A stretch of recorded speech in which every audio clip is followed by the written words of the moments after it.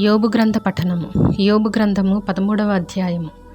ఇదిగో నా కన్ను ఇదంతయు చూచెను, నా చెవి దాని విని గ్రహించి ఉన్నది. మీకు తెలిసినది నాకును తెలిసే ఉన్నది. నేను మీకంటే తక్కువ జ్ఞానము గలవాడను కాను. నేను సర్వశక్తుడగు దేవునితో మాటలాడగోరుచున్నాను, దేవునితోనే వాదింపగోరుచున్నాను. మీరైతే అబద్ధములు కల్పించువారు, మీరందరూ పనికిమాలిన వైద్యులు. మీరు కేవలము మౌనముగా నుండుట మేలు, అది మీకు జ్ఞానమని ఎంచబడును. దయచేసి నా వాదము వినుడి, నేను ఆడు వ్యాజ్యమును ఆలకించుడి. దేవుని పక్షముగా మీరు అన్యాయవాదన చేయుదురా? ఆయన పక్షముగా మీరు మోసములు పలుకుదురా?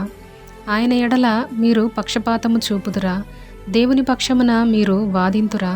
ఆయన మిమ్మును పరిశోధించుట మీకు క్షేమమా? లేక ఒకడు నరులను మోసము చేయునట్లు మీరు ఆయనను మోసము చేయుదురా?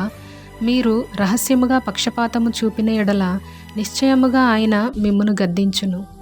ఆయన ప్రభావము మిమ్మును భయపెట్టదా? ఆయన భయము మీ మీదికి రాదా? మీ హెచ్చరిక మాటలు బూడిద సామెతలు, మీ వాదములు మంటివాదములు. నేను మాటలాడెదను, నా జోలికి రాక మౌనులయుండుడి. నా మీదికి వచ్చున్నది ఏదో అది వచ్చునుగాక. నేనెందుకు నా ప్రాణమును ఎర్రగా చేసుకొనవలెను? చేసుకొనను గాని నా ప్రాణమునకు తెగించి మాటలాడెదను. ఇదిగో ఆయన నన్ను చంపినను నేను ఆయన కొరకు కనిపెట్టుచున్నాను. ఆయన సన్నిధిని నా ప్రవర్తన న్యాయమని రుజువుపరుతును. ఇదియు నాకు రక్షణార్థమైనదగును. భక్తిహీనుడు ఆయన సన్నిధికి తెగింపడు.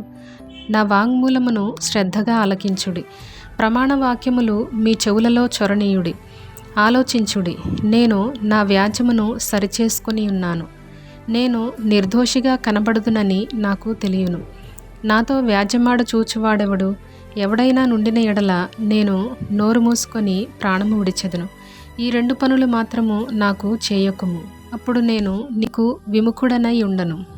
నీ చెయ్యి నా మీద నుండి తొలగింపుము, నీ భయము నన్ను బెదిరింపనీయకుము. అప్పుడు నీవు పిలిచిన ఎడల నేను నీకుత్తరమిచ్చెదను.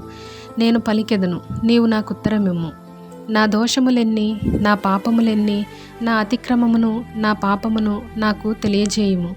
నీవేళ నీ ముఖమును మరుగు చేసుకొంటివి, నన్నేల నీకు పగవానిగా ఎంచుచున్నావు. ఇటు అటు కొట్టుకొని పోవుచున్న ఆకును నీవు వేధించెదవా? ఎండిపోయిన చెత్తను తరుముదువా?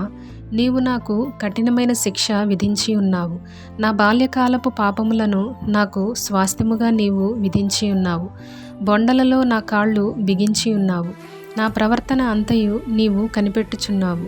నా అరికాళ్ల చుట్టూ గిర్రిగీసి ఉన్నావు. మురిగి క్షీణించుచున్న వాని చుట్టూ, చిమ్మట కొట్టిన వస్త్రము వంటి వాని చుట్టూ గిర్రిగీసి వానిని కనిపెట్టుచున్నావు.